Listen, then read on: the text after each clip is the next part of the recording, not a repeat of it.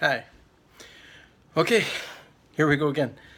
Um, as you know, I was posting the video this morning about just the instruction that God's been giving me about sharing with Him, sharing with people about hearing His voice. And to be quite honest, ever since I took that step and made that first video, I've had quite the day and quite the time here of just more and more thoughts, more and more things that I should say or share, and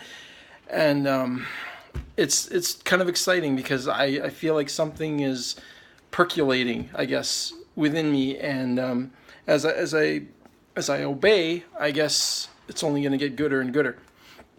So one of the things when I agreed to do this, when I talked with God about doing this, one of the things that He told me is that I wouldn't be very good at it, but that the good news was that I would get better. And so that's what I'm counting on, is that I'll get better. So tonight I was reading John chapter 10, and I'm going to read that, and then I'm going to go with what I got from this. I tell you the truth, the man who does not enter the sheep pen by the gate, but climbs in by some other way, is a thief and a robber. The man who enters by the gate is the shepherd of his sheep. The watchman opens the gate for him, and the sheep listen to his voice. He calls his own sheep by name and leads them out. When he has brought out all his own, he goes on ahead of them, and his sheep follow him because they know his voice. But they will never follow a stranger. In fact, they will run away from him because they do not recognize a stranger's voice. Jesus used this figure of speech, but they did not understand what he was telling them. Therefore, Jesus said again, I tell you the truth, I am the gate for the sheep. All who ever came before me were thieves and robbers, but the sheep did not listen to them. I am the gate. Whoever enters through me will be saved. He will come in and go out and find pasture. The thief comes only to steal and kill and destroy. I have come that they may have life and have it to the full. I am the good shepherd. The good shepherd lays down his life for the sheep.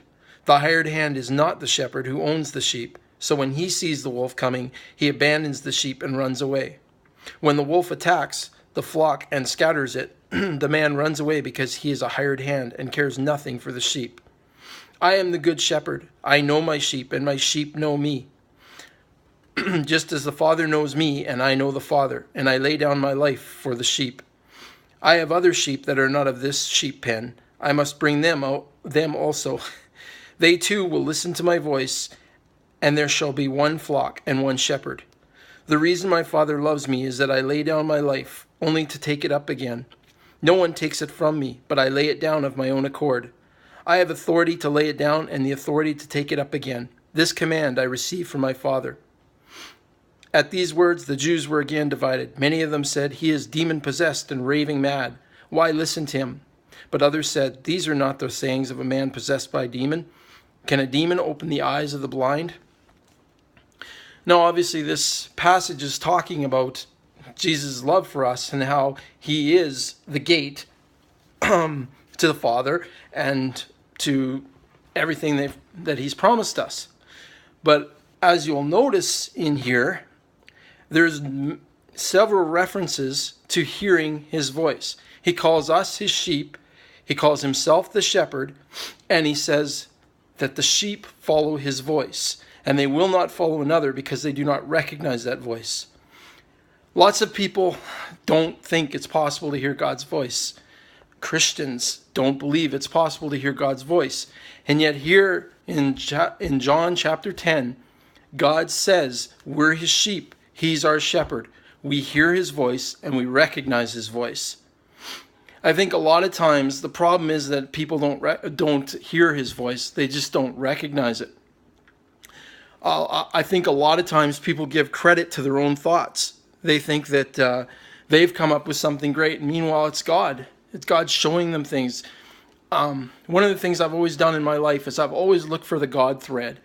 And some people think it's a little simplistic. Some people think it's a little coincidental. But it says in the Bible, it says, trust in the Lord with all your heart and lean not on your own understanding. In all your ways, acknowledge Him, and He will make your paths straight. And lots of people quote that verse that says, trust in the Lord with all your heart and lean not on your own understanding. But the next part of that is so exciting. In all your ways, acknowledge him, and he will make your paths straight.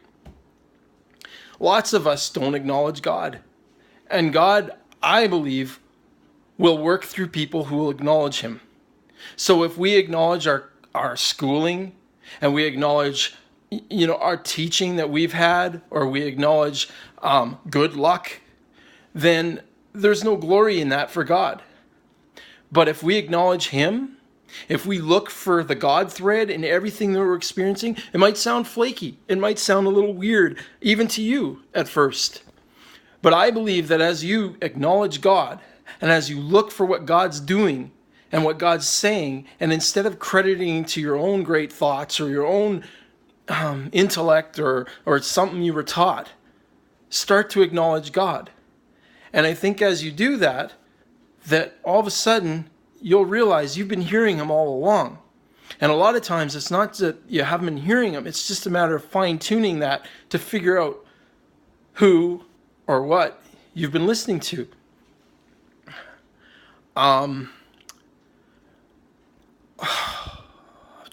There's so many things that I want to share, and I guess I will be sharing, but I'll just start from the beginning with me. My beginning. I was very new to this whole Christian thing. My parents weren't Christians. No one in my family was a Christian, and I actually was led to a church and church settings and stuff by an ex-girlfriend who she was a Mennonite, and she went to a Mennonite Brethren church, and I kind of, when I started going out with her, I started exploring some of this God stuff. And I remember going to a Bible study with a bunch of, they called them college and career. I don't know if they call them that anymore, but they were college and career. And I remember sitting around this circle as these people would talk about the things that God had shown them and the things that God was showing them in their life, talking about university, talking about what they were supposed to do with their lives, talking about what they were supposed to do in their relationships. And I remember just being absolutely blown away and maybe skeptical about, this is crazy. These people are talking like he's like talking to them. And I thought this was one of the craziest things I've ever heard of. But as I watched them that night, and they would say, the Lord showed me this, and the Lord talked to me about this and everything, something started to brew inside of me, and that was a desire to hear him, because I never knew that was possible. And so I remember going home that night, and I actually wrote God a letter. And I said, God, this book that you have is one of the most boring things I've ever read in my life. It's dry. It jumbles all over the place. I'm forever forgetting or not being able to follow what it's saying. It's dry. It's just, I'm getting nothing out of this. But God, if this is true, that these people actually hear your voice and that you are actually guiding them, as crazy as that sounds, then I want that. And that's what I did. I wrote him a letter and I said, I want to hear your voice. And over the years, I've met a lot of people who've kind of mentored me or showed me the different ways that they've experienced God and God's voice. But one of the things that I would say that has characterized my walk with God is I hear his voice. And it's one of the most amazing things to me that I could ever experience. It's better than money. It's better than any riches that you could ever want, to hear God's voice. And I don't always like what God has to say. And one of the things I've realized too is some of the most disobedient people are the people who hear God the clearest. Because I know when I'm disobeying him. I know when I'm supposed to do something and I'm not doing it. Lots of people can say, well, they don't know. They're just praying and they're just following God's word and all that kind of stuff. But I know when he's spoken to me, and I know when I'm not doing it.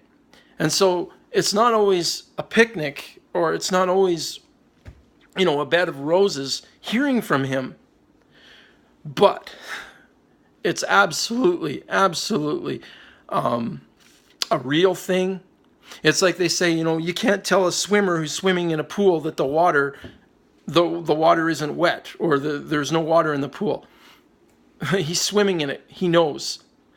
I've heard enough from God. I've been led in enough places, and yeah, he's real. It's real. His voice is real, and we need to hear him. I'll just leave you with this. I went to Matthew chapter 10, and it was talking about Jesus sending out the disciples. And I thought, well, people can't be sent out if they don't hear his voice, right? So I was thinking, okay, this is why I'm going here. This is why I'm being led to this, is because Jesus sent people out. And lots of us aren't being sent out, or don't think we're being sent out, because we don't hear Jesus' voice.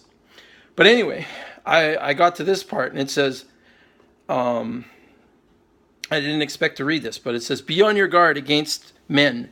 They will hand you over to the local councils and flog you in their synagogues. On my account, you will be brought before governors and kings as witnesses to them and to the Gentiles. But when they arrest you, do not worry about what to say or how to say it. At that time, you will be given what to say. For it will not be you speaking, but the Spirit of your Father speaking through you." One of the things I always pray in my life, I always pray, God, I pray that I'll open my mouth and that you will speak.